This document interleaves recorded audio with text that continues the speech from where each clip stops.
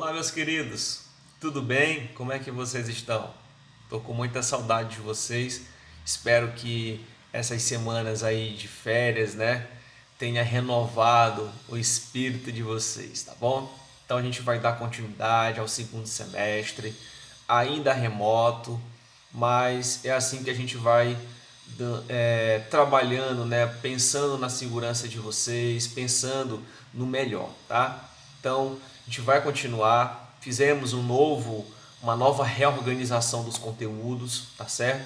E o primeiro conteúdo que nós vamos trabalhar é o capítulo 5, aonde nós iniciamos com um conteúdo chamado Aspectos Demográficos e Sociais. Estamos aqui nesse momento falando de quê? De geografia da população, tá?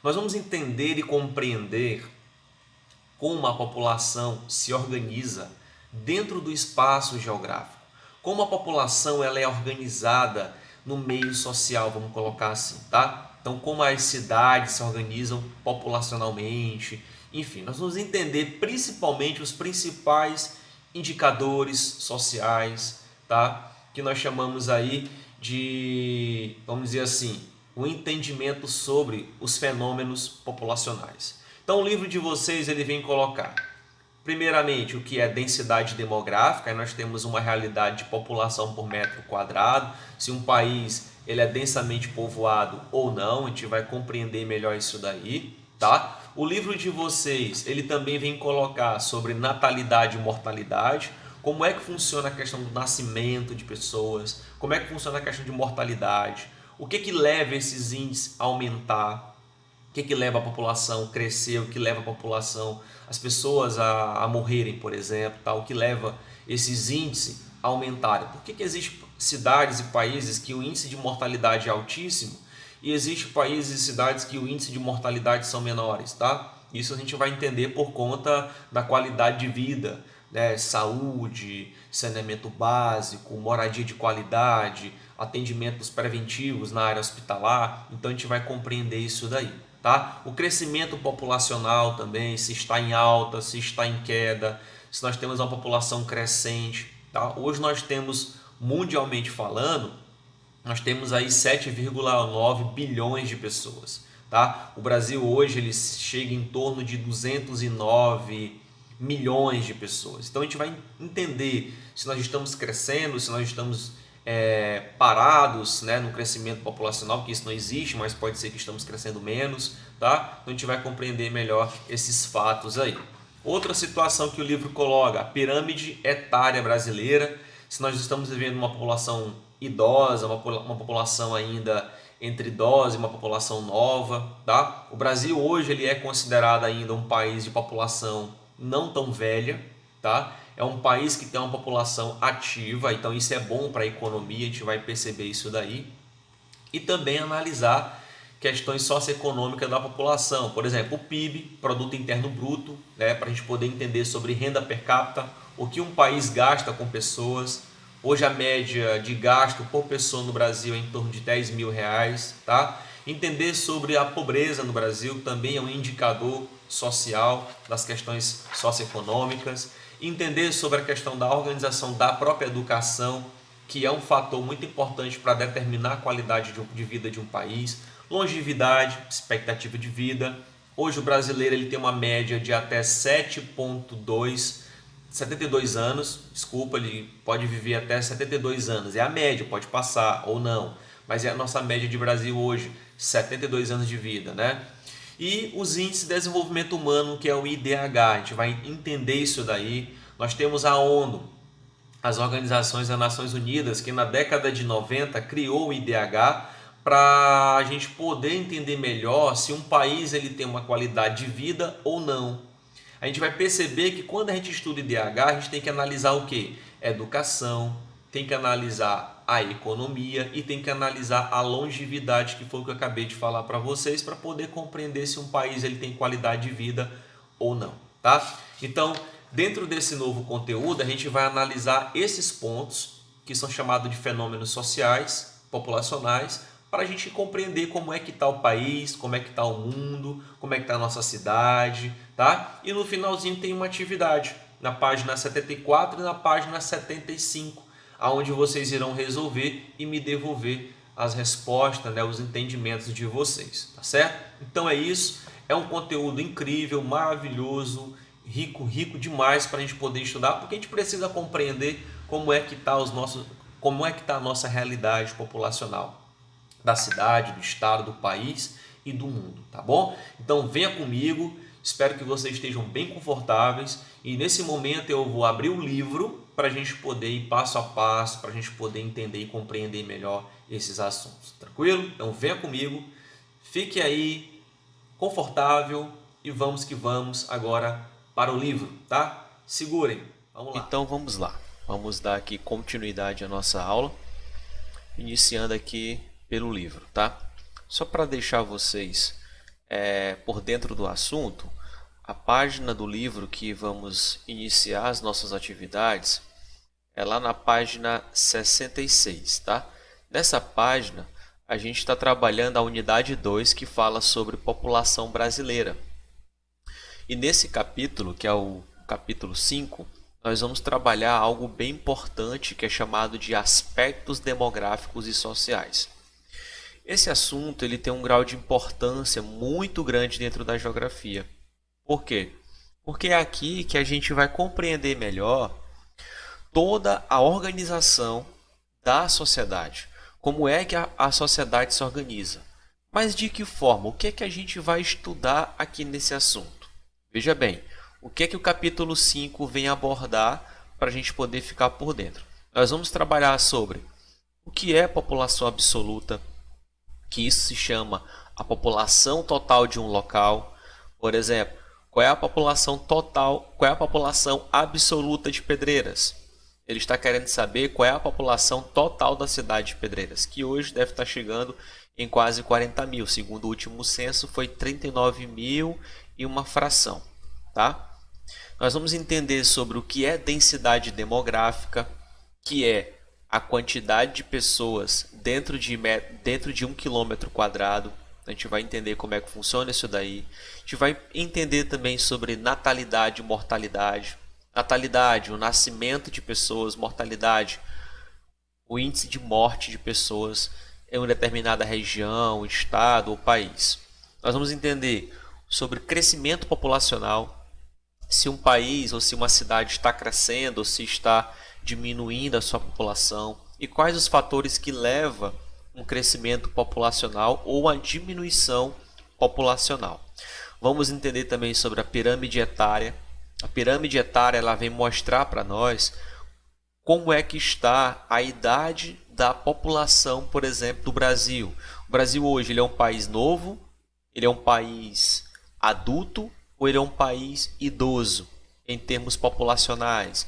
Então a gente vai saber, a pirâmide etária ela me dá isso, né? Como é que está organizada a população do Brasil, do estado e assim por diante. Vamos entender também alguns indicadores socioeconômicos. Primeiro, o PIB, o Produto Interno Bruto, né? Isso é chamado como?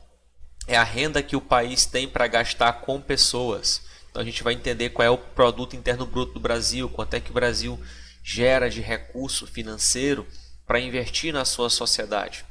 Vamos falar um pouco também sobre pobreza, vamos falar também sobre o IDH, o Índice de Desenvolvimento Humano. Quando a gente estuda o IDH, a gente vai entender como é que o IDH ele é construído, como é que o IDH ele é estudado. Até porque o IDH ele tem uma função, nos dizer a qualidade de vida de um determinado lugar.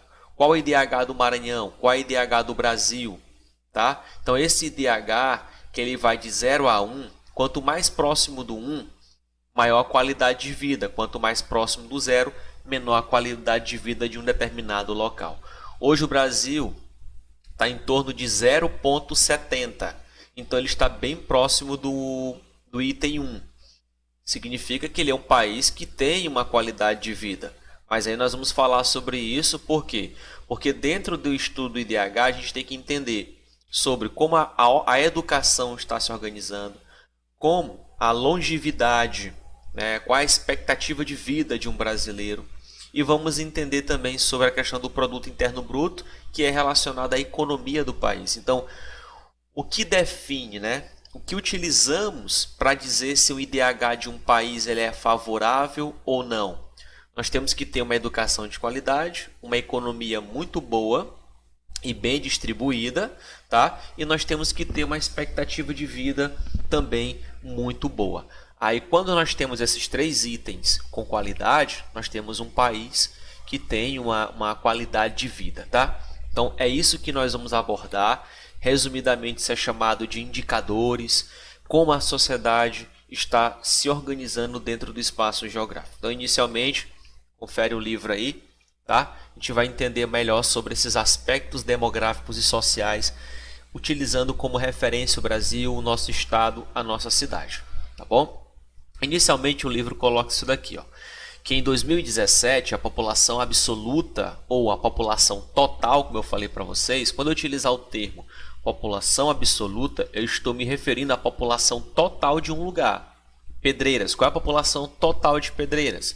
Hoje está chegando nos 40 mil habitantes, tá? Então essa é a população total. Qual é a população total do Brasil?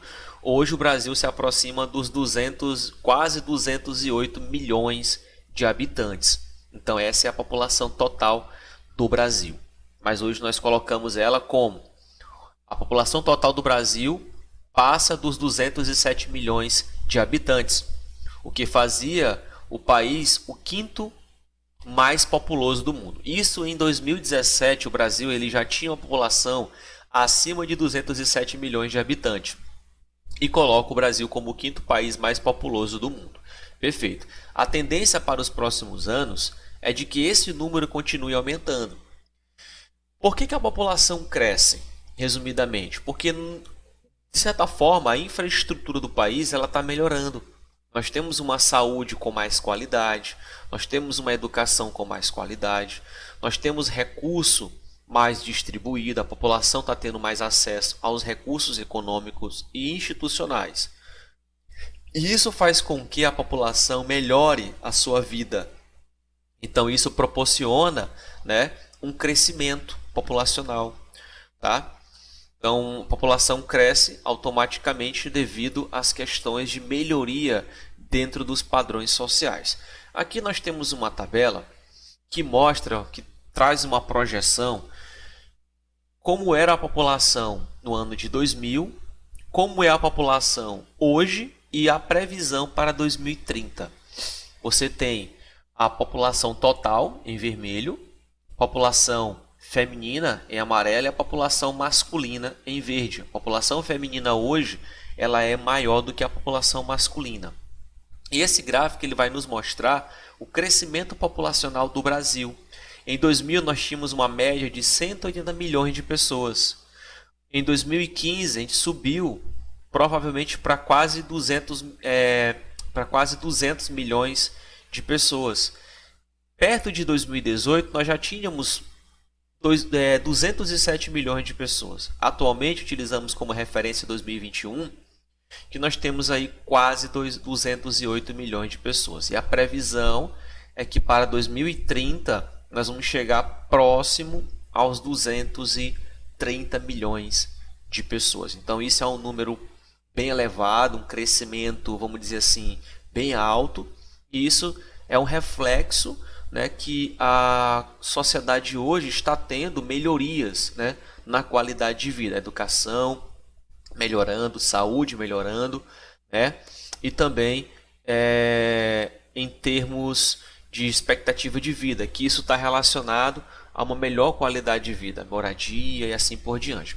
Mas eu quero deixar bem claro que por mais que o Brasil esteja melhorando a sua qualidade de vida, que esteja crescendo, que nós percebemos resultados positivos dentro da sociedade brasileira, é bom destacar que o Brasil hoje é um dos países que tem a maior concentração de renda, o maior índice de corrupção, tá?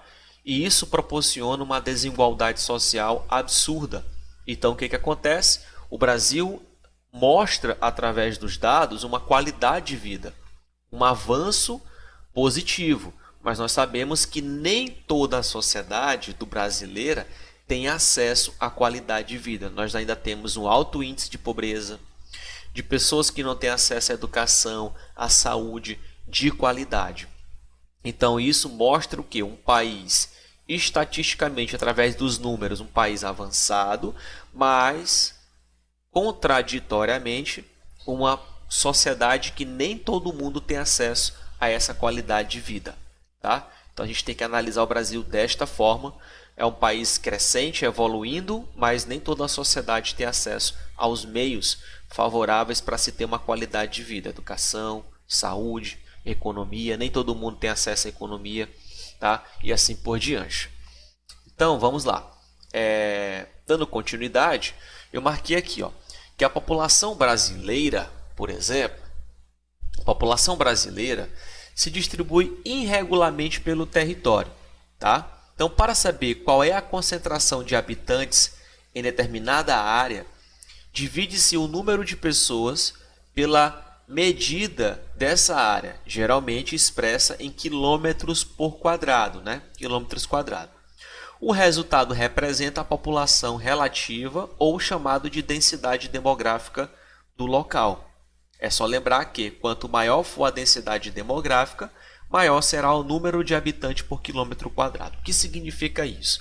Aqui nós estamos falando de densidade demográfica. O que é a densidade demográfica? É bem simples. Você vai ter que ir em algum mapa, ou então em dados de uma cidade, de um país, e olhar quantos quilômetros quadrados aquela cidade ou aquele país ele tem, tá? Então você pega assim, por exemplo, Pedreiras tem 40 mil habitantes, um exemplo. E Pedreiras, em termos de quilômetros quadrados de território, ela tem cerca de 350 quilômetros quadrados. Então você vai fazer o quê? Você vai pegar esses 40 mil, tá? Vou até abrir a calculadora aqui para vocês observarem. Vocês vão pegar esses 40 mil e dividir por 340, que significa 340 quilômetros quadrados, tá? Que é igual.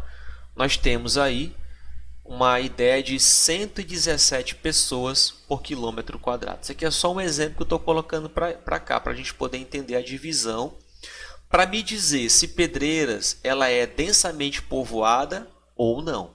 Conforme esse resultado que eu fiz aqui como exemplo, significa que Pedreiras ela é densamente povoada. É 117 pessoas por quilômetro quadrado. Então nós temos um território bastante ocupado. Claro que o resultado real não é esse, tá?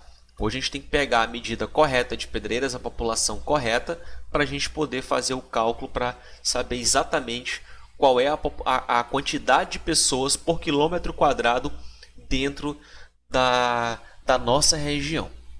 Tá bom? Então, quando falar em população relativa e quando se falar em densidade demográfica, estamos falando da quantidade de pessoas que existe por quilômetro quadrado.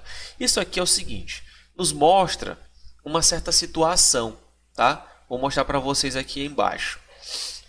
Nós estamos falando de densidade demográfica.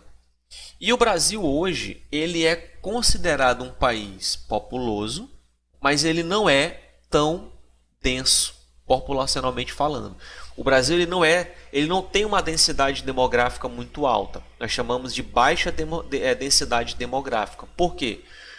Um país que é populoso, por ter uma população bem elevada, mas quando nós distribuímos essa população dentro do território brasileiro, percebemos que o número é muito baixo. Veja aqui no livro de vocês. Ó. O Brasil apresenta baixa densidade demográfica. Cerca de 24 habitantes por quilômetro quadrado.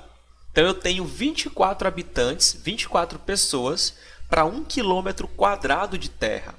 É uma área muito grande mesmo. Tá? Então o que acontece? O Brasil ele tem grande população absoluta. Então significa que ele é um país muito populoso, ele tem uma população muito elevada. Mas quando pegamos essa população e dividimos pelo seu território, sendo que ele é um país que tem um território muito extenso, ele acaba nos mostrando que ele não é um país de altas densidades demográficas, tá? Então entendam, é um país populoso, mas ele não é um país densamente povoado. a população brasileira ela se concentra muito na região leste do país. Vou já mostrar aqui o mapa para vocês entenderem. Boa parte do território brasileiro não é ocupado populacionalmente. Não tem pessoas morando. E outros territórios tem pouquíssimas pessoas morando. Boa parte da população está no litoral brasileiro. Tá? De norte a sul nós temos a maior concentração de pessoas. Então veja bem, é considerado assim um país pouco povoado. Significa povoado em termos de distribuição populacional. Tá? E a densidade demográfica do Brasil é maior nas áreas próximas ao litoral, como eu acabei de falar para vocês. Nós temos a maior concentração populacional nas regiões litorais. Na região litoral do Brasil, eu posso dizer que ali é densamente povoado, porque nós não temos só 24 habitantes por quilômetro quadrado. A gente pode até ultrapassar 100 habitantes por quilômetro quadrado nas regiões litorâneas do Brasil. Tá?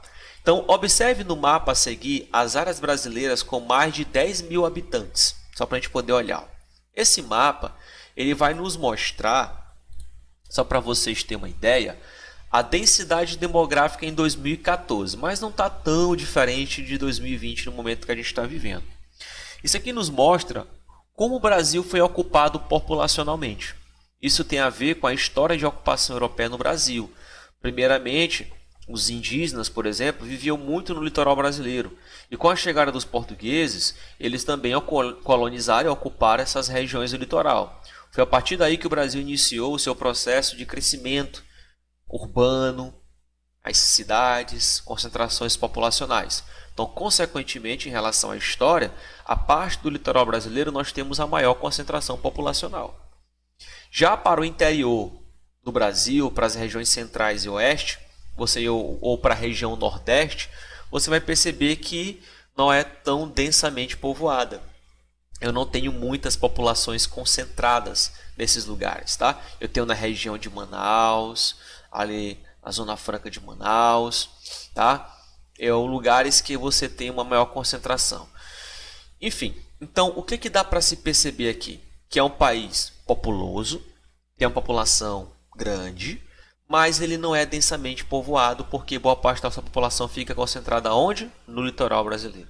Nós temos muita terra, e se fosse distribuir essa população por todo o seu território, nós não teríamos esses pontos muito avermelhados. Seria basicamente assim, todo fragmentado.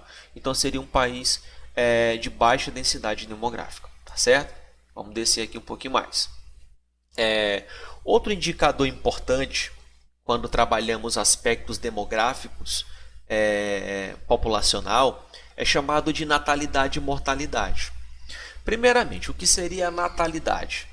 É a quantidade de pessoas que nasce, né, em um ano dentro de um determinado local, seja numa cidade, no estado, numa região ou no próprio país. Tá? Então, quando a gente fala em natalidade, estou me referindo à quantidade de pessoas que estão nascendo, independente de crianças. Desculpa, todo mundo nasce criança, é claro. Então, a quantidade de pessoas que estão nascendo, natalidade. Quando eu falo em mortalidade, estou me referindo à quantidade de pessoas que estiveram óbito, que morreram. Aí sim, aqui eu tenho até uma diferença. Eu tenho a contabilização para mortalidade infantil, tá? E tenho também uma contabilidade para mortalidade já de pessoas adultas, tá? Que não entra dentro das características de crianças de até 1 ano de idade. A gente vai entender isso daí. Então, natalidade, a quantidade de pessoas que nasceram dentro de 1 ano, por exemplo. Mortalidade, a quantidade de pessoas que morreram dentro de 1 ano. Mortalidade, ela faz uma divisão, ela faz uma contagem de crianças e também de adultos, tá? Olha só aqui embaixo. O crescimento natural ou vegetativo de uma população é determinado pela diferença entre a taxa de natalidade e de mortalidade, tá? Professor, mas o que é crescimento natural ou vegetativo? Crescimento natural e o crescimento vegetativo, o que ele faz? Tipo assim, é a diferença, né? A diferença como ele coloca das taxas de nascimento de pessoas e de mortalidade. Aí você faz um levantamento em termos percentuais. Tipo, no Brasil, morre mais do que nasce ou nasce mais do que pessoas que chegam a morrer, tá? O Brasil está crescendo vegetativamente ou não? Quando eu falo assim, crescimento natural vegetativo, significa que o Brasil ele tem um índice maior de natalidade do que de mortalidade. Eu tenho mais pessoas nascendo do que morrendo, tá? Aí ele coloca aqui embaixo, o que é a taxa de natalidade? Preste atenção nisso daqui. Representa o número de nascimentos em cada grupo de 1.000 habitantes em determinado período. Assim, uma taxa de natalidade de 4%, ler-se 4 por 1.000, indica que houve 4 nascimentos para cada 1.000 habitantes. Como é que é feito o cálculo da natalidade? É assim, no Brasil a gente pega, por exemplo, vamos supor que Pedreiras tem aí seus 40.000 habitantes e colocamos aí uma escala de um ano, tá? Um ano. Então, quando chegar no final do ano, a gente faz um levantamento. Rapaz, quantas pessoas nasceram na cidade de Pedreiras? Rapaz, segundo os cálculos aqui, nasceram 280 pessoas, tá? Então, a partir daí, a gente vai fazer o cálculo, tá? Pega esses 280, divide por 40, faz o cálculo para ver a quantidade de pessoas que nasceram a cada 1.000. Claro que não nasce só 280 não, pessoal. Né? Pode ser que nasça um pouquinho mais do que isso daí. Então, o que eles querem saber? Eles querem saber quantas pessoas nasceram, utilizando como referência 1.000 pessoas, como ele colocou aqui. É para a gente poder ter uma ideia em porcentagem o índice de crescimento populacional. Mas vocês nem se preocupam com essa parte de cálculo. O importante é saber o que significa natalidade. E por quais motivos a natalidade ela se torna um indicador positivo, né, quando há esse crescimento e a diminuição da mortalidade. Tá? É aqui que nós temos uma situação bem interessante. Quando nós temos uma realidade onde nasce mais pessoas do que morrem, e a taxa de mortalidade é bem baixa, isso significa que é uma área que está se desenvolvendo, que está melhorando a sua qualidade de vida, tá? O sistema público está investindo em saúde, está investindo em educação, está fazendo uma distribuição de renda equilibrada entre todos. Então nós temos uma melhoria. Claro que no Brasil nós temos uma realidade negativa, mas em alguns lugares a gente consegue perceber esse índice de melhoria. Claro que existem outras situações também, né, em relação à natalidade, quando se fala em crescimento populacional em queda. Depois a gente fala sobre isso aí, que é o próximo assunto. A taxa de mortalidade representa o número de óbitos em cada grupo de 1.000 habitantes em determinado período. Tá? Da mesma forma, utilizamos 1.000 pessoas como referências, tá? E assim para poder fazer o cálculo. Então a quantidade de pessoas que morreram na cidade de Pedreiras, a gente pode fazer esse esquema aí e entender melhor. Depois eu passo para vocês um vídeo interativo como fazer os cálculos de natalidade e mortalidade para vocês compreenderem melhor. Terceiro passo, ele fala o seguinte: a taxa de mortalidade infantil refere-se somente aos óbitos de crianças com até 1 ano de idade por 1.000 nascidos vivos. Então, como é que funciona esse processo de mortalidade na questão infantil, né? Porque a gente sabe que quando a gente fala sobre mortalidade, nós estamos falando sobre mortalidade infantil e mortalidade, vamos colocar assim, de pessoas já adultas. Mortalidade infantil, como é que eu sei? Pedreiras cresceu aí para 4% de mortalidade infantil. É porque o que acontece? Durante um ano, vamos até melhorar o entendimento de vocês. Durante um ano, nasceram aí 1.000 crianças, tá? Na cidade de Pedreiras. Mas em compensação, morreram 12 crianças. Aí nós vamos ter que fazer o cálculo para saber a porcentagem disso daqui. Para saber quantos por cento, né, acabaram falecendo dentro dessa realidade aí de ano. Tá? Então basicamente você pode fazer o cálculo direitinho para a gente saber a quantidade, porcentagem, em termos de porcentagem, quantas crianças morreram, tá? É bem simples. Nós temos aí em torno de 1,2%, tá? É a taxa de mortalidade infantil, vamos supor, dentro da cidade de Pedreiras. Nasceram 1.000 crianças, mas morreram 12. Então nós temos aí 1,2% de mortalidade infantil. Tanto na taxa de natalidade como na taxa de mortalidade, no geral, a gente também faz o cálculo dessa forma para ficar mais fácil. Durante o ano, nasceram 1.000 pessoas, né? Quantas pessoas morreram? No geral, morreram aí cerca de 2%. Aí por isso daí a gente pode ter uma ideia de que o crescimento natural, o crescimento vegetativo é bem positivo na cidade porque está nascendo mais pessoas do que morrendo, tá?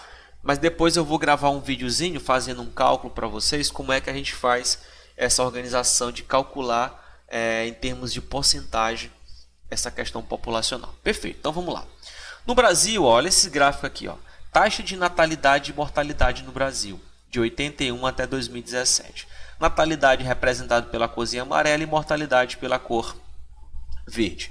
Nós percebemos que os dois estão em queda, tanto a natalidade como a mortalidade. Até 2017, por mais que a população brasileira tenha crescido, né, mas dentro de um cenário Brasil histórico, vamos colocar assim, nós temos uma queda populacional, tá certo? Mas por quais motivos, professor?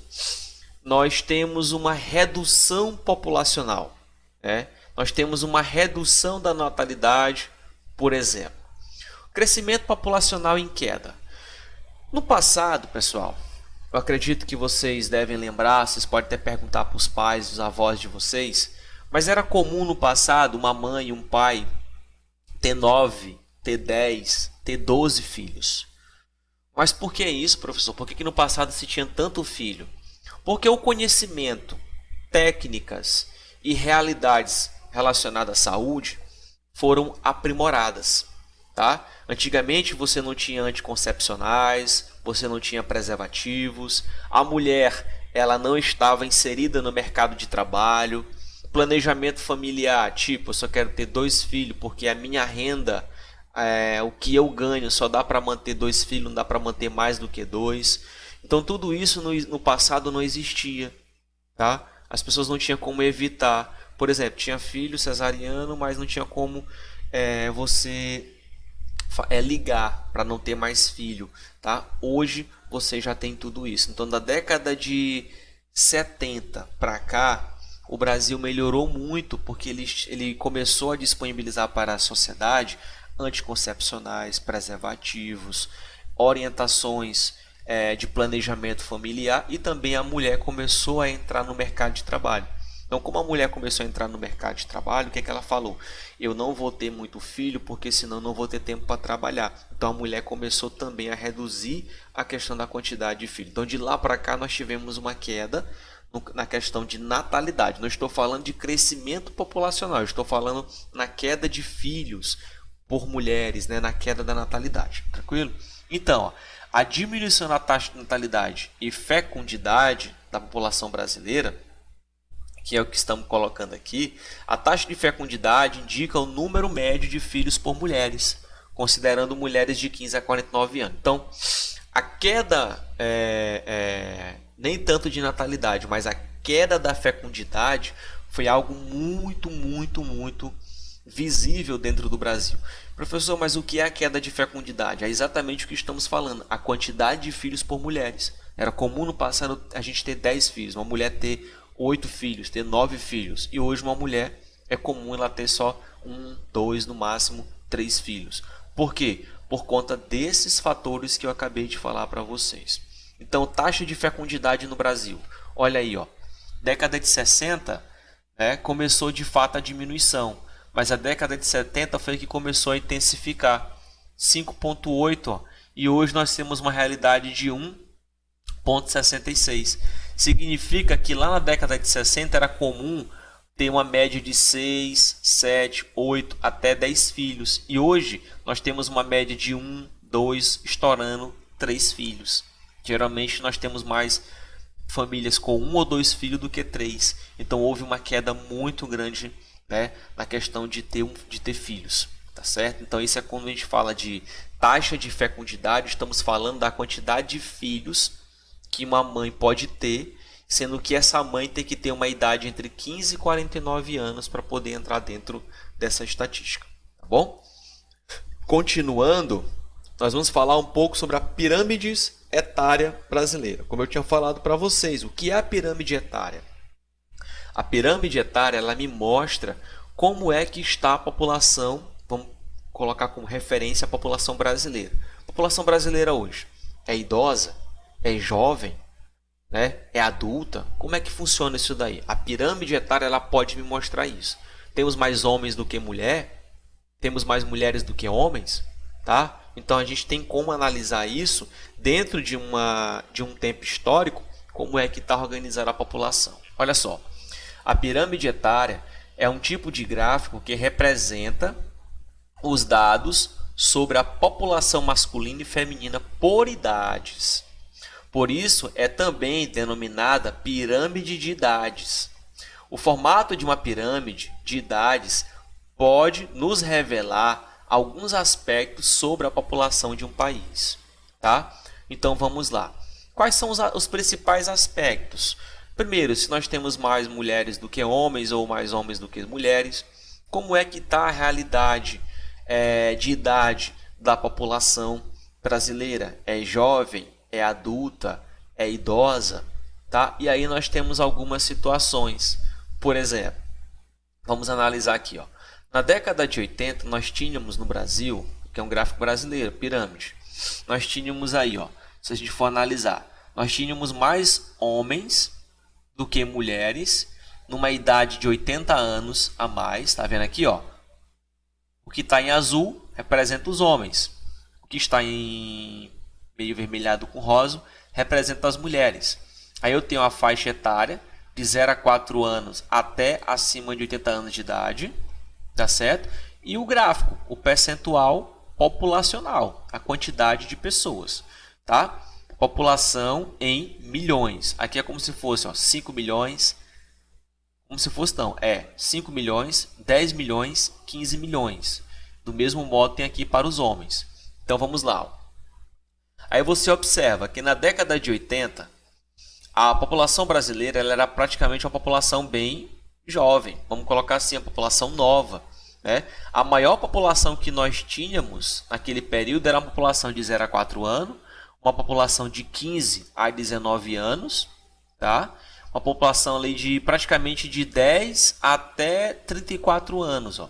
Era a população mais visível, né, dentro do Brasil. Essa aqui, ó, de 10 a 34 anos. Em 2017, nós tivemos um aumento na população idosa. Vamos colocar aqui acima de 50 anos, que é a população idosa. Vamos colocar aqui até 70 para vocês observarem. Ó. Veja bem, a população de 50 até 70, ó, de 50 até 70, ela era bem pequenininha. Tá vendo o tamanho dela aqui, na década de 80? Olha em 2017 o tamanho dessa população agora. Então isso me mostra que o país ele está envelhecendo. Ele era um país novo na década de 80, mas em 2017 ele se tornou um país que está se caminhando para um país com um alto índice de idosos. Sabe o que significa isso bem aqui? Sabe o que isso vai me mostrar na geografia? Como o país está caminhando por um alto índice de idosos, nós temos que repensar na previdência social. O que é isso? O Brasil tem que saber se ele vai ter condição de manter os aposentados com qualidade sem afetar a sua economia. Por isso que recentemente a gente falava muito de reforma da Previdência. Até hoje, é claro, estamos falando sobre isso. Então, o Brasil tem que passar por uma reforma da Previdência, tem que melhorar a sua organização. Vocês podem até fazer uma pesquisa sobre o que é Previdência Social, como é que funciona. É interessante vocês conhecerem sobre isso.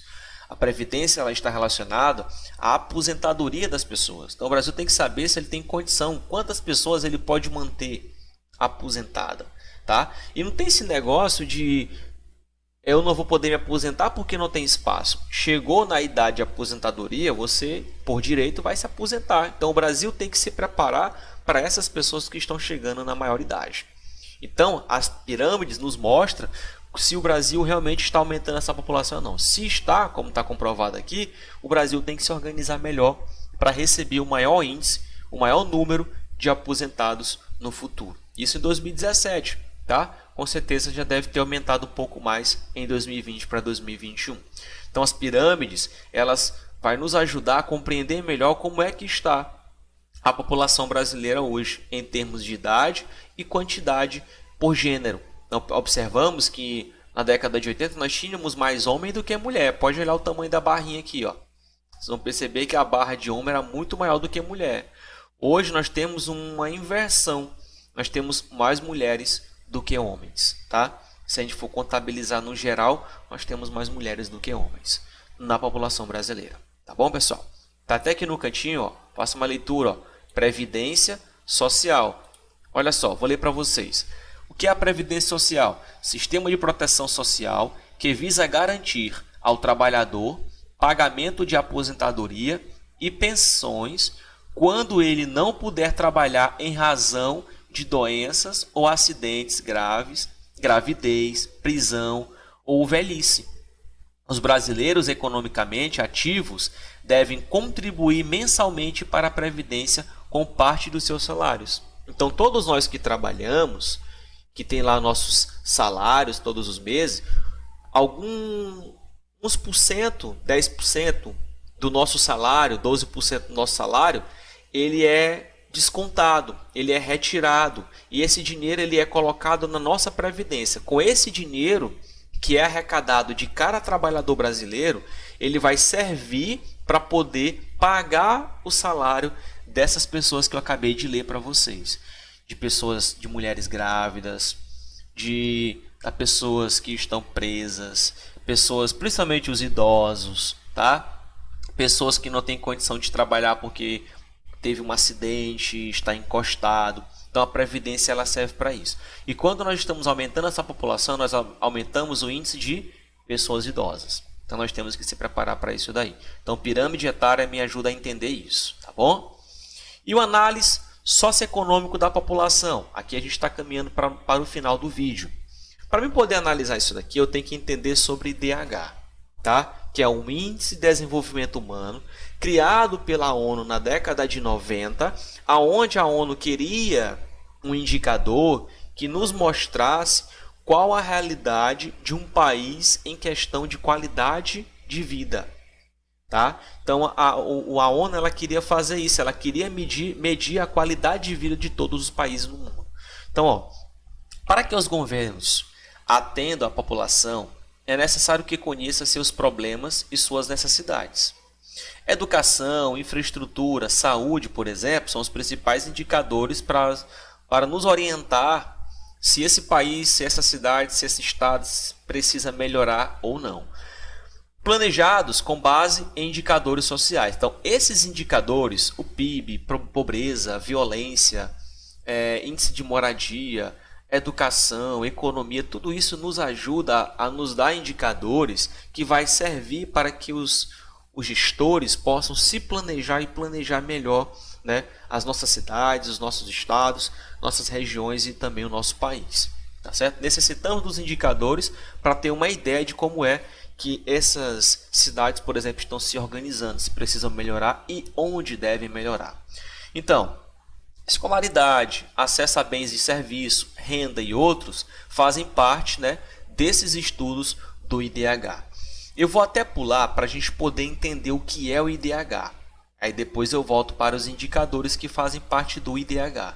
Tá? Olha só, o que é o Índice de Desenvolvimento Humano, IDH? O Índice de Desenvolvimento Humano de um município, de um estado ou país, leva em consideração para ser calculado a renda, olha só, a economia, que é o PIB, a educação e a longevidade. Longevidade é a expectativa de vida, tá? De uma população. E qual o valor de referência? É de 0 a 1. Então, de 0 a 1. Quanto mais próximo do 1, maior será a qualidade de vida, tá aqui, ó, qualidade de vida das pessoas, da população. Quanto mais próximo do zero, pior será a qualidade de vida das pessoas. O Brasil e a evolução do IDH de 90 a 2014. Vocês percebem que o Brasil, lá em 2014, na década de 90, ele tinha um índice, que é um IDH, de 0,59. Abaixo, muito abaixo. Então não tinha uma qualidade de vida muito boa. Quando chega em 2014, ele chegou a 0,77.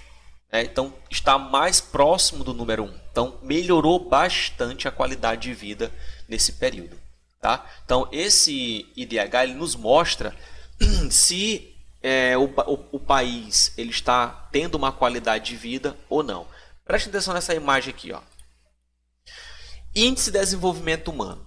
Tá? Prestem bem atenção nisso daqui. O que é que o IDH leva em consideração para dizer que o país tem qualidade de vida ou não? Ele vai utilizar a saúde, a educação e a renda. Saúde. Ele vai dizer que as pessoas estão tendo uma vida longa, estão saudável. A expectativa de vida das pessoas melhorou bastante, porque a saúde melhorou, os preventivos estão mais acessíveis para as pessoas. Educação. Educação está relacionado ao tempo de estudo que nós temos. Hoje nós temos uma média de 7,5 anos de estudo. Mas, professor, eu passo 15 anos estudando. Mas a gente tem que entender que nós passamos 15 anos estudando em um determinado turno. Quando a gente vai fazer o cálculo, nós quebramos aí em torno para 7,2, 7,5 anos de estudo. Tá? Então, se a gente aumentar esse período de estudo, nós melhoramos mais ainda a qualidade de vida, porque sabemos que a base da evolução de um país, de uma região, de uma cidade, é o investimento em educação. Tá? E a renda, padrão de vida, está relacionado à renda per capita. Significa que um país, nós temos que saber quanto é que o país tem para gastar por pessoa. O Brasil coloca uma média de 30 mil reais por pessoa. Ele tem mais ou menos isso para gastar por pessoa. Mas tem país que tem 60 mil, 70 mil reais para gastar por pessoa. Então, consequentemente, a qualidade de vida desse país, que tem mais dinheiro para investir, vai ser melhor. Diferente do Brasil, que 30 mil é um dinheiro bom para investir nas pessoas. Mas devido à corrupção, esse dinheiro não chega a ser investido todinho, né, na população, na vida de alguém, vamos colocar assim, tá certo? Então, quando falar que o IDH, o que o IDH utiliza, né? Quais são os indicadores para dizer que o IDH está de qualidade ou não? Os indicadores são saúde, educação e renda.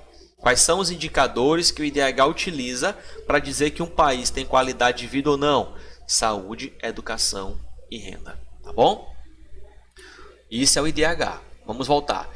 E dentro do IDH nós temos os indicadores. Primeiro dele, o PIB, que é chamado de per capita e concentração de renda. Vamos lá. Uma das formas usadas para avaliar a riqueza de um país, estado ou município, é analisar o PIB por pessoas. É analisar o quanto um país tem. PIB é chamado de Produto Interno Bruto. Tá? É o que o país tem para gastar por pessoa. Olha o Brasil. Em 2016, o PIB per capita anual do Brasil foi de R$ 30.407. Entretanto, esse valor é uma média e não traduz a desigualdade entre os mais ricos e os mais pobres. A maior parte da riqueza encontra-se concentrada nas mãos de poucas pessoas. Significa que o Brasil tem um PIB muito bom, mas infelizmente esse PIB ele não é bem distribuído. Significa que existe uma concentração de renda no Brasil e isso leva um alto índice de pobreza. Tá? Por isso que ele fala aqui, ó, pobreza no Brasil. Por que a pobreza existe no Brasil? Porque há corrupção e a concentração de renda dentro do nosso país. Poucas pessoas com muito dinheiro e muitas pessoas com pouco dinheiro, tá? Então, em 2016, segundo o IBGE, 6,5% da população brasileira vivia em situação de extrema pobreza. Não tinha acesso à saúde, não tinha acesso à educação, não tinha uma renda de qualidade, passavam fome, tá? Viviam em lugares e vivem em lugares caóticos. Essa realidade, ela não mudou muito, tá? Olha essa estatística de 2017. Olha a quantidade de pessoas que têm uma grande quantidade de recursos e a quantidade de pessoas que têm baixo recurso. As pessoas mais pobres. Nós temos muitas pessoas com menos recurso e pouquíssimas pessoas com muito recurso para viver. Então isso é chamado de desigualdade social, gerada pela concentração de renda que existe no nosso país. Tá? E a maior parte dessas pessoas que estão em situações de pobreza se encontra na região norte e na região nordeste do nosso país. O maior índice de pobreza se encontra nessas duas regiões, norte e nordeste. Tá certo? Outra situação é a educação brasileira. A educação brasileira que melhorou bastante. Tá? A educação é fundamental para o desenvolvimento econômico e social de uma população. Sem educação a gente não se desenvolve, a gente não evolui. Melhoramos bastante a educação, mas infelizmente ainda nem todo mundo tem acesso à educação de qualidade.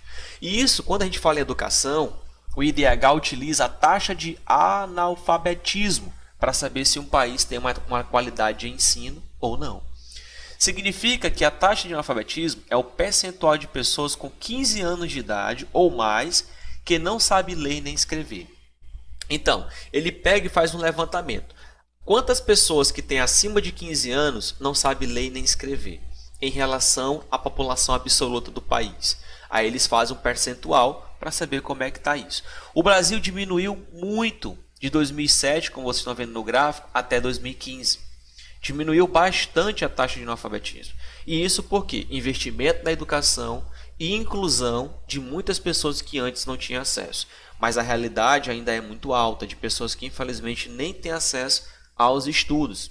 Não estudam. Primeiramente procuram trabalhar em vez de estudar. Tá? Então tem essa realidade aí. Então apesar, olha só, da redução gradativa nos índices de analfabetismo, as diferenças regionais no país ainda são grandes, conforme mostra o gráfico a seguir. Então aqui vai mostrar para a gente quais são as regiões brasileiras que têm o maior índice de analfabetismo. O norte e o nordeste, principalmente o nordeste, é a região com maior índice. Ah, professor, quer dizer que o nordeste tem o maior índice em relação ao norte? Sim, até porque o nordeste tem a maior população comparada aqui à região norte, tá? Mas são duas regiões com um índice bem elevado de pessoas que infelizmente não sabem ler nem escrever e que têm acima de 15 anos de idade. Certo? Longevidade, estamos finalizando, significa expectativa de vida. Um país longevo, né? Significa que aquele que a população apresenta a expectativa de vida elevada. As pessoas vivem muito, vivem acima dos 70, 80, 90 anos de idade. Significa que há uma boa qualidade no serviço de saúde do país. Então a longevidade da população brasileira aumentou nas últimas décadas, após o país reduzir a taxa de mortalidade infantil e elevar a expectativa de vida. No mapa aqui vocês conseguem observar as regiões que têm o maior índice de expectativa de vida. O Maranhão, que é o nosso estado, está em vermelho. A expectativa de vida do maranhense, em média, é de 70 a 73 anos. Essa é a nossa média de vida. Tá? Significa que também que a gente pode passar disso daí, tá, pessoal? Depende muito da pessoa. Mas essa é a média de vida, né, de um maranhense. Diferente de Santa Catarina, que é acima de 78 anos. Significa que lá tem uma qualidade de vida muito melhor do que o Maranhão. Nem se compara. As pessoas vivem mais, porque tem uma saúde com mais qualidade. Tá certo? Então, aqui a gente termina o livro. Aí vocês têm a página 75 e a página 76, né, para vocês resolverem. Desculpa, a página 75 e a página 74 para vocês resolverem aí essas questões e me darem o retorno. Eu vou postar na sala virtual de vocês dois gráficos, um que fala sobre o IDH e os estados brasileiros, só para a gente saber, ó, qual é a cidade com maior IDH no Brasil? É Brasília, ó, 82. Qual é a cidade com menor IDH? Alagoas. Tá? Aqui tem os IDHs, ó, de cada estado brasileiro. Lembre, quanto mais próximo de 1, maior a qualidade. Quanto mais próximo de 0, menor a qualidade. E aqui tem, de acordo com o IDH, os 10 estados brasileiros com os maiores IDHs estão localizados na região centro-sul do país. Nós temos aí também Santa Catarina e Espírito Santo, consideradas as regiões com os maiores índices de IDH. Tá? E é isso. Vou mandar isso aqui para vocês. Tem esse outro aqui, ó, Índice de Desenvolvimento Humano no mundo. Tá? O Brasil hoje ele ocupa, né, a posição no ranking de 84, com um índice de 0,71. Tá? E o país que tem a melhor qualidade de vida é a Noruega, que chega a 0,94. É importante a gente saber e lembrar que o IDH é dividido em países com o IDH muito alto, o IDH alto, o IDH médio e o IDH baixo. Tá? Então leia esses materiais, faça a leitura do livro. E é isso, e bons estudos. Então, meus amigos, espero que vocês tenham gostado dessa aula, tá? Uma aulazinha um pouco extensa, claro, mas o conteúdo ele demanda isso. E o que eu deixo para vocês, a dica, peguem um livro, depois que assistirem a aula, façam uma revisão, façam uma leitura, peguem a atividade, vão resolver a atividade, né, para poder fixar o conteúdo. E qualquer dúvida, qualquer situação, estou à disposição, me perguntem, tá bom? E na próxima aula, na próxima semana, a gente vai fazer um encontro aí virtual para a gente poder tirar algumas dúvidas. Então é isso, um abraço.